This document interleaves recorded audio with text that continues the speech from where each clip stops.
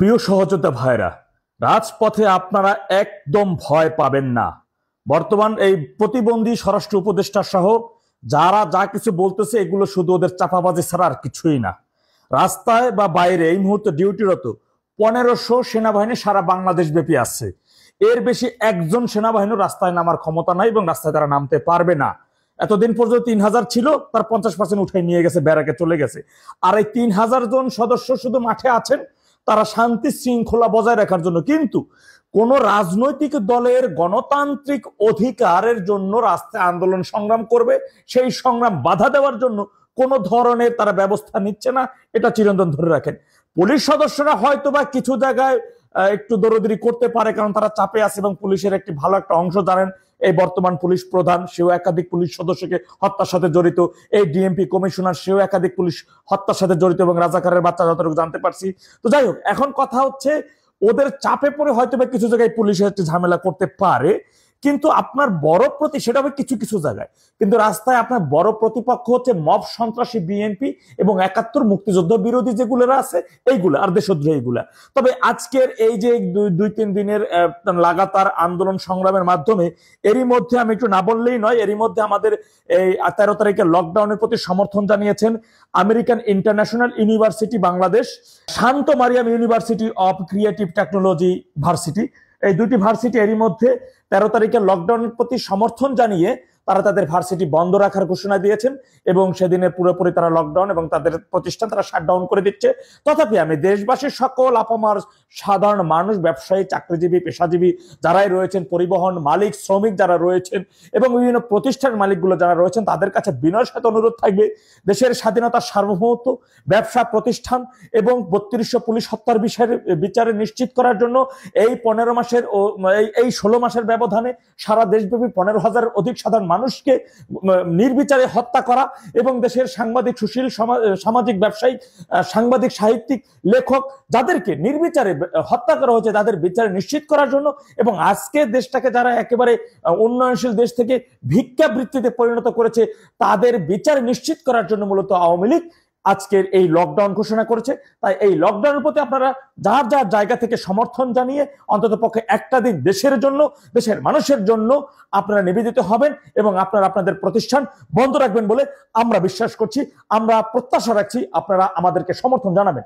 এখন আমি আমার সহযোদ্ধা ভাইদের অনুরোধ জানাবো, আমার সহযোদ্ধা ভাইদের কাছে আমার বিনয়ের কাছে কিছু বিষয় থাকবে। আমি এরই মধ্যে কিছু বীর মুক্তিযোদ্ধাগণ যারা রয়েছেন, গেরিলা মুক্তিযোদ্ধা যারা রয়েছেন এবং সেই সাথে 90 দশকের এরশাদ বিরোধী আন্দোলনের সাথে যারা জড়িত ছিলেন তাদের কাছ থেকে আন্দোলন সংগ্রামে রাস্তায় থেকে প্রতিপক্ষকে কিভাবে ঘায়েল করা যায় এবং প্রতিপক্ষকে কিভাবে মুহূর্তের মধ্যে তাকে পরাস্ত করা যায় সেই বিষয়গুলো, বিভিন্ন বিষয় তাদের থেকে জেনেছি, পরামর্শ নিয়েছি।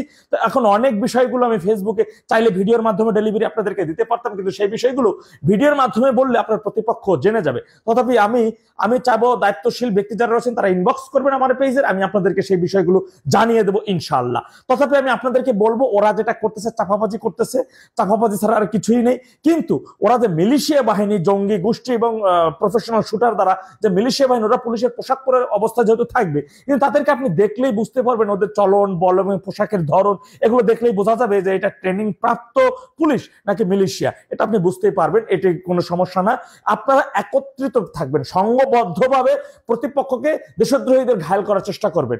মনে রাখতে হবে আপনি কিন্তু স্বাধীনতার সার্বভৌমত্ব আজকে যারা বিকিয়ে দিচ্ছে তাদের বিরুদ্ধে, অর্থাৎ স্বাধীনতা পুনরায় তাদের থেকে ছিনিয়ে আনার জন্য এবং স্বাধীনতা রক্ষার করার জন্য আমরা সংগ্রাম করে যাচ্ছি। তথাপি আমাদের দেশ, আমাদের সাথে দেশের 71-এর মহান মুক্তিযোদ্ধারা, জাতির শ্রেষ্ঠ সন্তান রয়েছে। বড় কথা হচ্ছে আমাদের সাথে দেশের জনগণ রয়েছে। জনগণের জনস্রোতের মাধ্যমে ওই সকল মিলিশিয়া এবং দেশদ্রোহীরা এমনিই ভেসে যাবে। এমনি এরই মধ্যে কাঁপুনি শুরু হয়ে গেছে যমুনা, আপনারা দেখেছেন। ওরা এখন চাপাবাজির পর ফাফরবাজির মধ্যে আছে। একদিকে চাপাবাজি, মিডিয়ার সামনে ফাফরবাজি করতেছে, অন্যদিকে রাতের বেলায় চুপি সারে লাগেজ গুছিয়ে ফেলছে। এরই মধ্যে এই দেশের মধ্যে এই মাসের মধ্যেই ইনশাল্লাহ ইউনূসের চ্যাপ্টার ক্লোজ হয়ে যাচ্ছে যদি আমরা এই ধারা অব্যাহত রাখতে পারি আগামীতে। সুতরাং 13 তারিখে আমাদের যে কোনো ভাবেই হোক না কেন শতভাগ আমাদের এই লকডাউনকে সফল করতে হবে।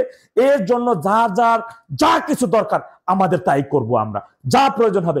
15 মাসে আমার অনেক ভাইরা জীবন দিয়েছে, আমরা অনেক রক্ত দিয়েছি। সুতরাং আমরা আগামীতে আরো রক্ত দিতে প্রস্তুত আছি। আমরা মরতে যখন শিখেছি কেউ আমাদের দাবায় রাখতে পারবে না। বঙ্গবন্ধুর এই কথাটি উক্তিটি আমাদের ধারণ করতে হবে। গ্রামে গঞ্জে পাড়ায় মহল্লায় প্রতিটি স্তরে স্তরে বাংলাদেশের 64 জেলা জুড়ে আমাদের প্রতিরোধ বাহিনী গড়ে তুলতে হবে। আমাদের মিত্র বাহিনী ভাইদের সাথে একত্রিত একটি সশস্ত্র বাহিনী তৈরি করতে হবে। প্রয়োজন হলে আমরা গেরিলা কায়দায় দেশীয় লোকই বৈঠার মাধ্যমে আজকে দেখেছি গোপালগঞ্জে আমাদের এলাকায় বলা হয় ফুলকুচি আমদান আপনার হাতে টেরা, এই টেরা মিছিল আমরা দেখেছি আজকে গোপালগঞ্জে। আমরা সেটি দেখে অত্যন্ত ভালো লেগেছে। বিভিন্ন জায়গায় দেখেছি একেবারে বৈঠা উচিত তাদের মিছিল করতে। সুতরাং বৈঠা টেরা যদি আপনার কাছে থাকে, এই যত বড় বিদেশি অস্ত্র নিয়ে আসুক না কেন, আপনার একটা লম্বা ওরা শিখতে পারবে না। সুতরাং আমরা বলবো আপনারা সংঘবদ্ধভাবে, আর অবশ্যই মিছিলের মধ্যে আপনাদের দ্বারা যেন কোনো সাধারণ মানুষ ক্ষতিগ্রস্ত না হয়। আমাদের সাধারণ মানুষের জানমাল নিরাপত্তার দায়িত্ব আপনাকে নিতে হবে। সুতরাং সেটা মাথায় রেখে আপনার আঘাত যেন শুধু দেশ বিরোধী দেশদ্রোহী প্রতিপক্ষের উপরে গিয়ে পড়ে, সেই জিনিসটা অবশ্যই মাথায় রাখবেন। আল্লাহ সবাই সঠিক বুঝদান করুন। ওয়াখির জামান আলহামদুলিল্লাহি রাব্বিল আলামিন। আসসালামু আলাইকুম ওয়া রাহমাতুল্লাহ। জয় বাংলা, জয় বঙ্গবন্ধু।